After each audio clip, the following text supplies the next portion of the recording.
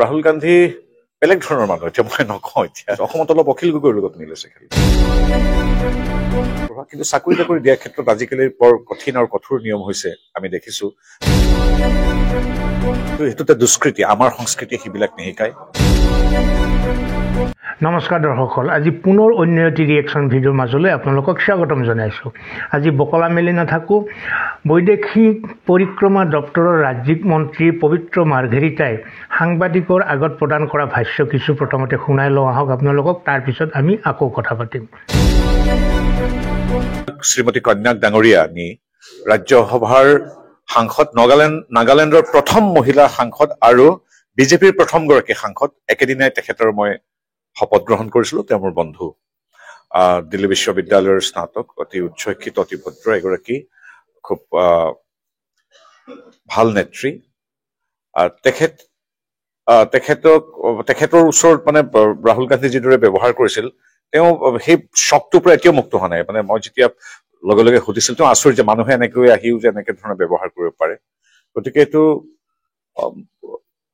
নিশ্চিতভাৱে অতি গৰিহণাযোগ্য কথা আজি সমগ্ৰ মানুহ ভাৰতৰ বিভিন্ন প্ৰান্তত আজি ৰাজপথলৈ ওলাই আহিছে এগৰাকী বিজেপি এজিপি কংগ্ৰেছ এইবিলাক বুলি নহয় এগৰাকী সাংসদ বুলিও নহয় এগৰাকী মহিলাৰ ওচৰলৈ গৈ এনেধৰণৰ অত্যাচাৰ কৰা মানে কি এনেধৰণৰ ব্যৱহাৰ কৰা যিটো ব্যৱহাৰ কৰাটো কেতিয়াও গ্ৰহণযোগ্য নহয় আৰু বিচাৰ যিদৰে প্ৰকৃতি আছে জনসাধাৰণ আছে জনসাধাৰণে দেখি আছে বিচাৰ কৰিব আৰু এতিয়া গৈ দেখিছো ৰাহুল গান্ধী বেলেগ ধৰণৰ মানুহ এতিয়া মই নকওঁ এতিয়া যিটো মই তেওঁক চাইছো বডি লেংগুৱেজ বেলেগ ধৰণৰ তেনেকুৱা মানুহ মই খুব কমেই দেখিছো অসমত অলপ অখিল গগৈৰ লগত মিলিছে খালি আকৌ কংগ্ৰেছীসকলে আকৌ তেওঁলোকে কৰি আছে প্ৰতিবাদত সাব্যস্ত কৰিছে প্ৰতিবাদ কৰাৰ গণতান্ত্ৰিক অধিকাৰ আছে কংগ্ৰেছৰ আমাৰ প্ৰতিটো ৰাজনৈতিক সংগঠনৰ সীমাৰ ভিতৰত থাকি আইন প্ৰশাসন ইত্যাদি নিয়ম কানুন মানি লৈ প্ৰতিবাদ কৰাৰ অধিকাৰ প্ৰত্যেকৰে আছে গতিকে তেওঁলোকে প্ৰতিবাদ কৰিছে কিন্তু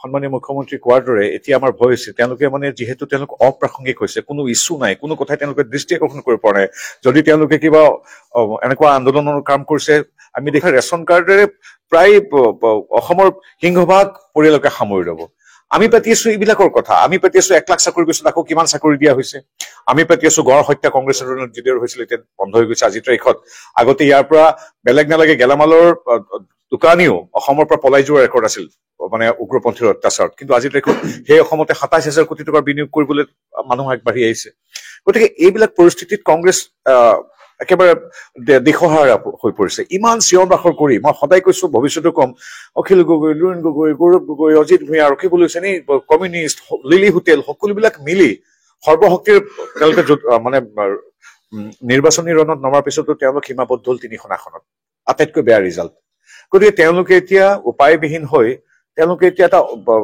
আইন কানুন জড়িত পৰিস্থিতি সৃষ্টি কৰিব বিচাৰিছে তেওঁলোকে বিচাৰিছে মানুহৰ মৃত্যু হওক তেওঁলোকে বিচাৰিছে গুলীচালনা হওক নিকৃষ্টতম চিন্তা গতিকে মানুহে জানে গতিকে এইখিনি কথা ইতিমধ্যে সকলোৱে চৰ্চা কৰিছে তেওঁলোকলৈ কংগ্ৰেছলৈ মোৰ গভীৰ সমবেদনা জ্ঞাপন কৰিছো দেখিছো এই সন্দৰ্ভত তেওঁলোকে আজি আকৌ এখন চিঠি লিখি মুখ্যমন্ত্ৰীৰ ওচৰত তেওঁৰ পৰিয়ালৰ কোনোবা এজনক চাকৰি দিয়াৰ দাবী জনাইছে গণতান্ত্ৰিক দেশ এখনত এটা দলে ৰাজনৈতিক দলে নিশ্চিতভাৱে মুখ্যমন্ত্ৰী মহোদয়ক আবেদন জনাব পাৰে আৰু এইগৰাকী মুখ্যমন্ত্ৰী মহোদয়েও ৰাজধৰ্ম পালন কৰি কামবিলাক কৰে কোনো ধৰণৰ তাত জাতি ধৰ্ম বৰ্ণ ৰাজনৈতিক কথা নাথাকে তেওঁ 3,40,00,000 মানুহৰ মুখ্যমন্ত্ৰী তেখেতৰ বহু উদাহৰণ আছে এইদৰে সহযোগিতা আগবঢ়োৱা কিন্তু চাকৰি বাকৰি দিয়াৰ ক্ষেত্ৰত আজিকালি বৰ কঠিন আৰু কঠোৰ নিয়ম হৈছে আমি দেখিছো গতিকে চাকৰি বাকৰিৰ ক্ষেত্ৰত চৰকাৰ কি সিদ্ধান্ত লয় মইতো নাজানো তিনিটা কথা এই ক্ষেত্ৰত আপুনি উল্লেখ কৰিছে ৰাজনৈতিক অৰাজনৈতিক বা প্ৰতিটো সংগঠন কংগ্ৰেছ এজিপি বিজেপি সকলোৰে অধিকাৰ আছে যিকোনো এটা কথাৰ আবেদন লৈ মুখ্যমন্ত্ৰীৰ ওচৰত অনুৰোধ কৰা বা যিকোনো কথা জনোৱাটো অধিকাৰ আছে আৰু হয় যিকোনো এটা পৰিয়ালৰ মানুহ এজন যেতিয়া হেৰাই যায় তেতিয়া সেই পৰিয়ালটোহে গম পায় আন্দোলন কৰি থকা এতিয়া ৰিপুন বৰা বা ভূপেন বৰাৰ কবিতা লিলি হোটেলৰ পৰা দিয়া বক্তব্যত এইবিলাক নহয় থিয় হ'ব লাগিব পৰিয়ালটোৰ লগত তেওঁলোকে আচলতে চাকৰি বিচৰাৰ আগতে গোটেই ইমান যে লাখ লাখ মানুহ আছে বুলি কয় তেওঁলোকে ইমানেই ধনী এজন মানুহে সহায় কৰিব পাৰে পৰিয়ালটোক এতিয়া পৰিয়ালটোক লৈ ৰাজনীতি কৰাৰ সময় নহয় পৰিয়ালটোক কংগ্ৰেছে সহায় কৰাৰ সময় গতিকে বিৰোধী দলৰ কংগ্ৰেছৰ সন্মানীয় সদস্যগৰাকীৰ মৃত্যুৱে নিশ্চয় প্ৰতিগৰাকী ব্যক্তিৰ দৰে আমাকো ব্যথিত কৰিছে। তেখেতৰ আত্মাৰ সদগতিৰ প্ৰাৰ্থনাৰ লগতে তেখেতৰ পৰিয়ালৰ সদস্যবৰ্গৰ লৈ আমি গভীৰ সমবেদনা জ্ঞাপন কৰিছো। আমাক ভাৰতীয় জনতা পাৰ্টীয়ে সদায় এটা কথা শিকায়, বিৰোধী হওক বা নিজৰে হওক, পৃথিৱীৰ প্ৰতিগৰাকী ব্যক্তি আমি নৰৰূপী নাৰায়ণ বুলি গণ্য কৰো।